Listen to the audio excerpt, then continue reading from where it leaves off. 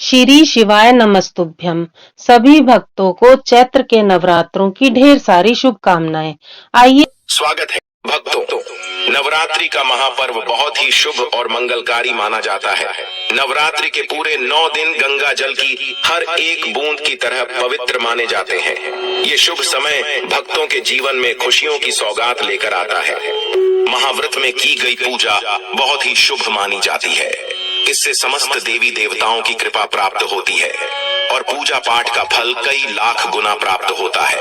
ऐसे में जो व्यक्ति नवरात्र आने से पहले घर से ये चीजें बाहर कर देता है तो उसके घर में माँ वैष्णो का होगा आगमन, माता लक्ष्मी का होगा वास, माँ शेरा वाली आपकी झोली खुशियों से भर देंगे। इसीलिए नवरात्र आने से पहले घर से ये चीजें फौरन हटा दें।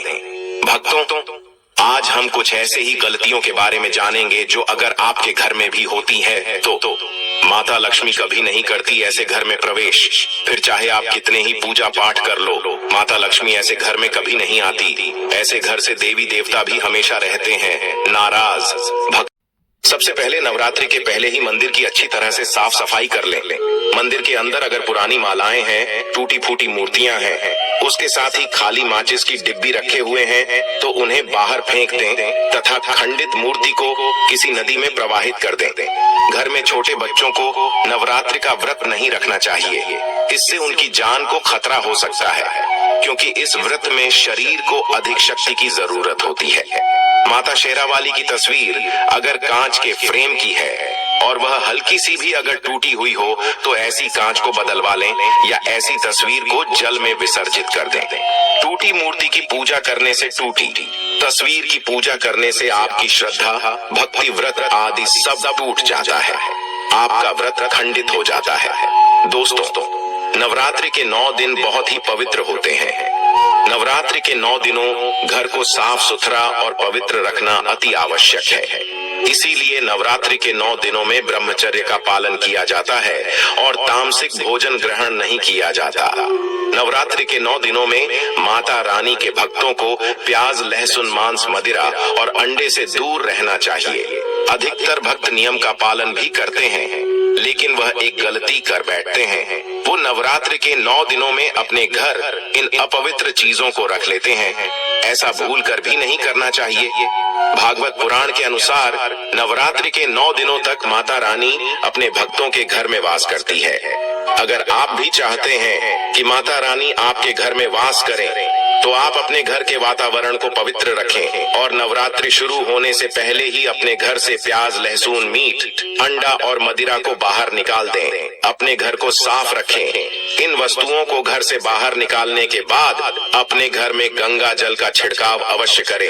भगवत गीता में भगवान कृष्ण कहते हैं, बगैर गंगा जल छिड़काव कोई भी मंगल कार्य सफल नहीं माना जाता।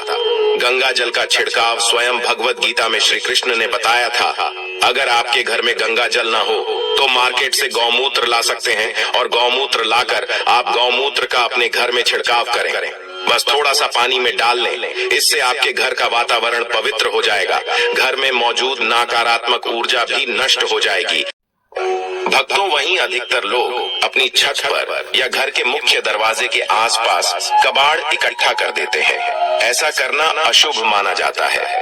अगर आपने भी अपने घर में घर के मुख्य दरवाजे पर या छत पर या फिर खासकर घर की उत्तर दिशा में कबाड़ इकट्ठा कर दिया है तो नवरात्रि शुरू होने से पहले उस कबाड़ को घर से अवश्य ही निकाल दें।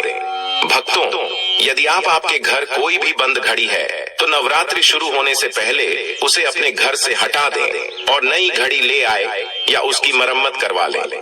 घड़ी को प्रगति का प्रतीक माना जाता है। बंद घड़ी समय से पीछे चलने वाली हमारी प्रगति में बाधा डालती है। इसीलिए नवरात्रि शुरू होने से पहले ही आप बंद घड़ी को घर से बाहर निकाल दें।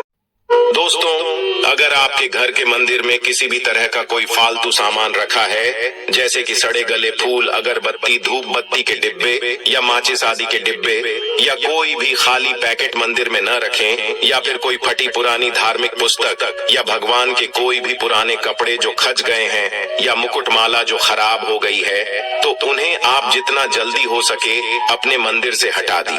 नवरात्रि से पहले आप अपने मंदिर की और मंदिर के आसपास की साफ सफाई अवश्य ही करें। तभी माता रानी की चौकी स्थापित करें। इसके साथ ही आप अपने धन रखने के स्थान की सफाई भी अवश्य करें, क्योंकि नवरात्रि के दौरान मां लक्ष्मी भी गृह प्रवेश करती है। धन रखने के स्थान पर किसी भी तरह का कोई भी फालतू सामान, टूटा हुआ सामान न रखें। धन रखने के स्थान को मंदिर की तरह ही साफ रखें। नवरात्रि के दौरान माता रानी की पूजा में कौड़ियों को शामिल करें। माता रानी के साथ साथ रोजाना कौड़ी का भी पूजन करें। इसके बाद कौड़ी को धन रखने के स्थान पर रख दें। ऐसा करने से बरकत हमेशा होती है।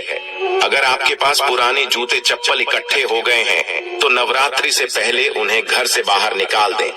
पुराने जूते चप्पल की अशुभता के कारण ही घर में नकारात्मक ऊर्जा आती है और घर में अशांति और तरह का माहौल रहता है। नवरात्रि आने से पहले घर से निकालना न भूलें। अगर जिस घर में ज्यादा होता है उस घर में माता रानी का भी वास नहीं करती। साथ ही साथ टूटे फूटे बर्तन अगर घर में पड़े हैं या टूटा हुआ आईना भी अगर घर में हो तो उसे भी निकाल दी। घर में टूटे फूटे ईंट पत्थर भी नहीं रखना चाहिए, इसे माता लक्ष्मी नाराज हो जाती है। अब हम जानते हैं हिंदू धर्म में नारियल को समृद्धि, धन, श्रद्धा और सम्मान का सूचक माना जाता है। नारियल को श्रीफल भी कहा जाता है। नारियल को सुख समृद्धि में वृद्धि करने वाला माना जाता है। नारियल का हर मांगलिक कार्य में विशेष महत्व होता है। जैसे कि आप सभी जानते हैं कि माता रानी के कई मंदिरों में नारियल से बलि भी दी जाती है और माता रानी के पूजन में नारियल का इस्तेमाल हम सभी करते हैं। खासकर कलश की स्थापना नारियल रखकर ही की जाती है। माता रानी के पूजन में हम नारियल इस्तेमाल करते समय कुछ गलतियां कर बैठते हैं। भक्तों, नारियल कई प्रकार के होते हैं। एक हरा, दूसरा सूखा, जिसके अंदर पानी होता है। जिस नारियल के अंदर पानी होता है माता रानी के पूजन में सदैव पानी वाला और जटा वाला नारियल ही इस्तेमाल करें। नारियल का पूर्ण होना चाहिए। नारियल चटका हुआ या टूटा हुआ नहीं होना चाहिए, क्योंकि साबुत नारियल ही पूर्ण और पवित्रता का प्रतीक होता है। साबुत नारियल ही सुख समृद्धि का प्रतीक होता है। साबुत नारियल को ही श्रीफल यानी कि मां लक्ष्मी का फल कहा जाता है। यह भी ध्यान रहे कि महिलाएं माता रानी को नारियल अर्पित कर सकती है, लेकिन कभी भी माता रानी के सामने नारियल को भूलकर भी नहीं वधेरना, क्योंकि नारियल बीज रूप होता है और स्त्रियां बीज रूप से ही शिशु को जन्म देती हैं। इसीलिए कभी भी महिलाओं को नारियल नहीं तोड़ना चाहिए। नवरात्रि में माता रानी का व्रत और पूजन किया जाता है, लेकिन नवरात्रि के दौरान सबसे ज्यादा महत्व होता है कन्या पूजन का। दोस्तों, माना जाता है व्रत और उपासना से माता रानी इतना पसंद नहीं होती है जितना कि कन्या पूजन से हो। दोस्तों, इस दिन राहु केतु अपनी चरम सीमा पर होते हैं। जो लोग कर्ज लेते हैं, कर्ज देते हैं, राहु केतु उनके जीवन में आकर उल्टा उन्हें कंगाल, बर्बाद, नष्ट तथा घर में दरिद्रता आवास बना देते हैं और ऐसे घर से माता लक्ष्मी, माता दुर्गा रुष्ट हो जाती है। आप माता रानी को चैत्र नवरात्रि पर एक मिश्री का टुकड़ा भी अर्पित करके पूजा पाठ कर सकते हैं। यदि आपके पास धन नहीं है तब भी माता रानी उतना ही प्रसन्न होती हैं और आपके जीवन में धन और धनवान पूर्ण रूप से आपको यश कीर्ति प्रदान करती है।